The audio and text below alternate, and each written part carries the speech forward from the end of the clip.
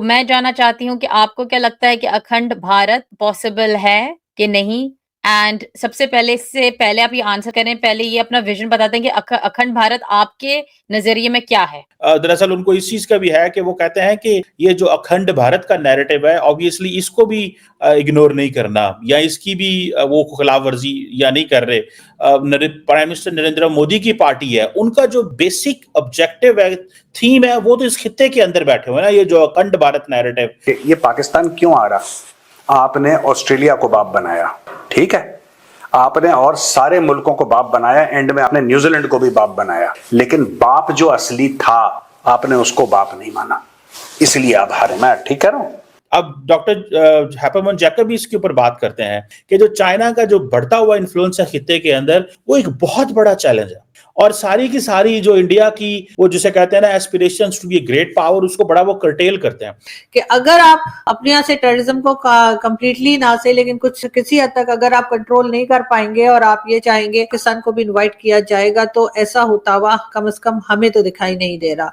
उन्होंने जो रिलीजन है इसको यूज किया हमें कमजोर करने के लिए, हमें वीकन करने के लिए। ये इंडिया की जो अखंडता थी, इंडिया की जो यूनिटी, ये पार्टीशन जो है ये एक साजिश के तहत हुई है। इसका ना तो इस्लाम से कोई ताल्लुक है। मशहूर कॉलमनिस्ट और राइटर हैप्पी मोहन जैकब ने अखंड भारत को लेकर एक बड़ा बयान दिया है कि प्रधानमंत्री मोदी का एक सपना है जिसे वो अपने जीवन काल में पूरा करना चाहते हैं। अखंड भारत के सपने को जल्द पूरा करने के लिए पीएम मोदी ने भूटान के किंग से भी हाथ मिला लिया है और उन्हें आर्थिक सहायता पहुंचाई है। इसके अलावा कुछ ही दिनों में पीएम मोदी मॉरिशस का भी दौरा करना चाहते हैं, जिसकी घोषणा मॉरिशस के पार्लियामेंट से हुई थी। अखंड भारत की नीति पाकिस्तान को बिल्कुल पसंद नहीं आएगी, क्योंकि पाकिस्तान तो गज़वा हिंद का सपना देखता है और वो पाकिस्तान को इस्लाम के चश्मे से देखता है। हैप्पी मोहन जैकब के इस राइटिंग के बाद चीन की फॉरेन मिनिस्ट्री की टांगें कांप चुकी है। इसीलिए चीन की तरफ से बयान आया है कि हाथी और ड्रैगन को एक साथ मिलकर काम करना होगा, तभी वो आगे बढ़ सकते हैं। तो आइए देखते हैं अखंड भारत को लेकर पाकिस्तान का क्या कहना है।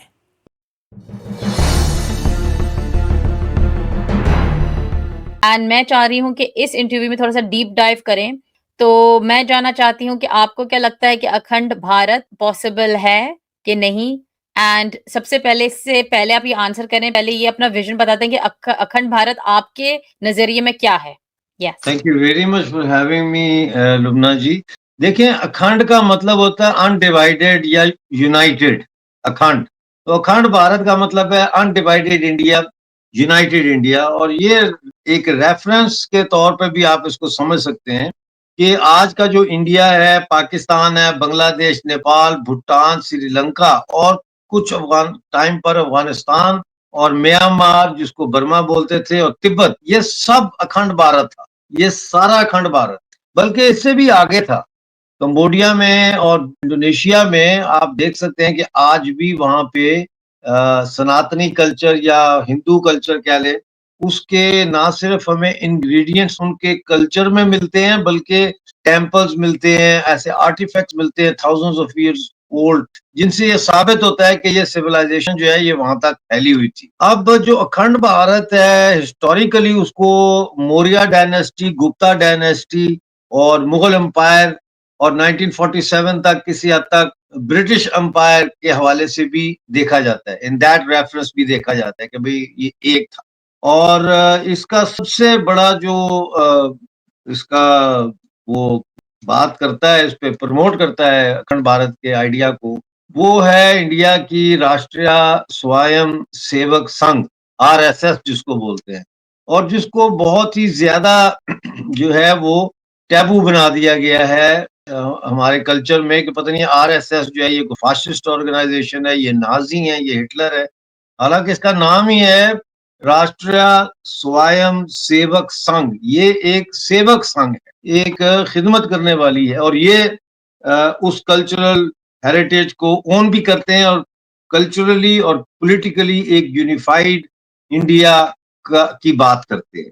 तो यानी ये जानबूझ के तोड़ा गया है, साजिश बनाई गई थी तोड़ने की, क्योंकि अगर ये सब एक अखंड भारत ही होता तो बहुत ज्यादा पावरफुल होता, एग्जैक्टली। उसकी जो है पावर तोड़ने के लिए, उसको कमज़ोर बनाने के लिए जानबूझ के डिविजन से, वो बोलते हैं ना डिवाइड एंड कॉन्कर वाली जो पॉलिसी थी, तो वो यही थी। जी, जी।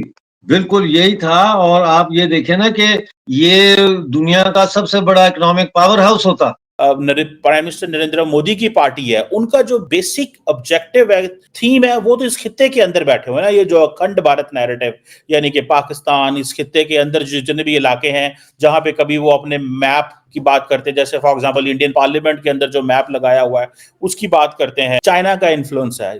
अब डॉक्टर हैपमन जैकब भी इसके ऊपर बात करते हैं कि जो चाइना का जो बढ़ता हुआ इन्फ्लुएंस है खित्ते के अंदर, वो एक बहुत बड़ा चैलेंज है। और सारी की सारी जो इंडिया की वो जिसे कहते हैं ना एस्पिरेशंस टू ग्रेट पावर, उसको बड़ा वो कर्टेल करते हैं।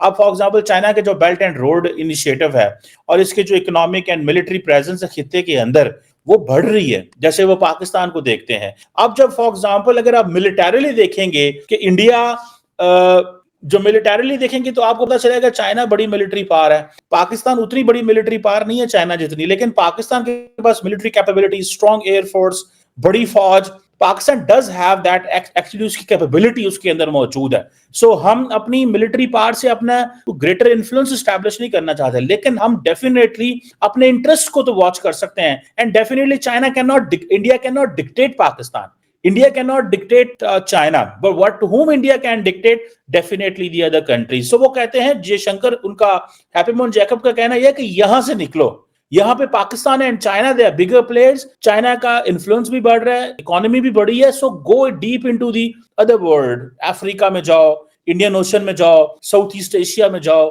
इंडो पैसिफिक में जाओ। बेसिकली वो ये कह रहे हैं कि वहां पे आपको जाके ग्लोबल पावर का जो स्टेटस है वो मिलेगा, यहां पे आपको ग्लोबल पावर का स्टेटस नहीं मिलना। बेसिकली जो ये बात कर रहे हैं, ऑब्वियसली इसके लिए एक नई सोच चाहिए। लेकिन याद रखें, जो इंडिया की पॉलिटिकल क्लास है, from where does it draw its energy? India की जो पॉलिटिकल क्लास है वो एनर्जी ड्रॉ कर रही है कि हमें अपनी जो रिलीजियो, हिस्टोरिकल, कल्चरल जो सारी की सारी पावर है वो तो यहां से ड्रॉ करनी है। तो how can we forget this entire equation जो इस खित्ते के अंदर है? जब फॉर एग्जांपल त्रिपुरा के चीफ मिनिस्टर ने ये कहा कि हमें, अमित शाह कहते हैं कि एक वक्त आएगा नेपाल में हमारी हुकूमत होगी, तो व्हाट इज दैट लेंस? वो लेंस यही है, वो रिलीजियस लेंस है। अब फॉर एग्जांपल नरेंद्र मोदी दुनिया में जिधर जाते हैं वो अपने मंदिर जो है उसको वहां पे जाके इफ्तिताह करने की कोशिश करते हैं, या जो रिलीजियस कनेक्शन बनाने की कोशिश करते हैं, हिस्टोरिकल, कल्चरल। फॉर एग्जांपल मैं देख रहा था कि जो बीजेपी के बड़े आरएसएस के बड़े इंपॉर्टेंट हैं, आई थिंक आरएसएस के जनरल सेक्रेटरी भी रहे हैं, मोहन साहब जो हैं, वो रिसेंटली ओमान में थे, तो वो वहां पे जाके कह रहे थे कि भाई साहब हम तो शायद जिसे कहते हैं ना सिविलाइजेशनल ब्रदर्स हैं, हम सिविलाइजेशनल ब्रदर्स हैं, मतलब कि आपकी और हमारी सिविलाइजेशन मिलती है, या हम एक ही सिविलाइजेशन हैं। सो बेसिकली हैप्पीमोहन जैकब जो बात कर रहे हैं वो पॉलिटिकल क्लास उसको नहीं अंडरस्टैंड कर सकती, वो बेसिकली समझते, लेकिन क्योंकि पॉलिटिकल क्लास की सारी जो लेजिटिमेसी है दुआ, वो तो यहां से निकल रही है। पॉलिटिकल क्लास की जो लेजिटिमेसी है वो तो इस नैरेटिव के अंदर है, जो narrative history, culture, religion, identity के ऊपर ड्रॉ करता है।